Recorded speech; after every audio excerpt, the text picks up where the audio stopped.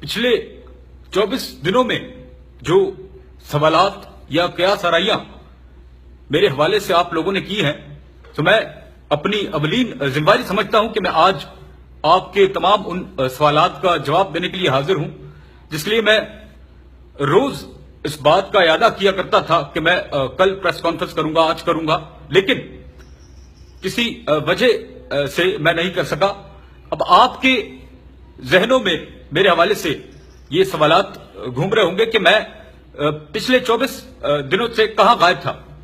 میں گھر پہ ہی تھا، اور میرے ساتھ جو بیتی ہے وہ میں آپ کو سناؤں کہ میں روز رات کو جب سوتا تھا تو ایک بلا مجھ پہ حاوی ہو جاتی تھی۔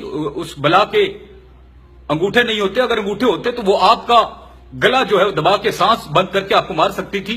تو بڑی مشکل سے میں نے جان چھڑائی۔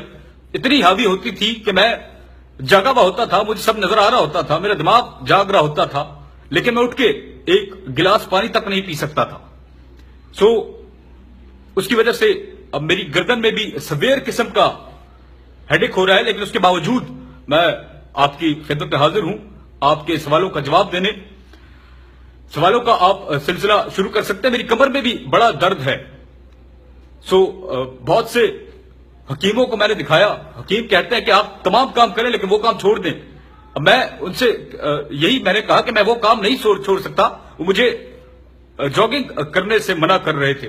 میری تو روٹین کا ایک حصہ ہے کہ میں صبح جاگنگ کرتا ہوں، ہو سکتا ہے اس کی وجہ سے جو ہے وہ بھاگنے سے محرے میں تکلیف آ گئی ہو۔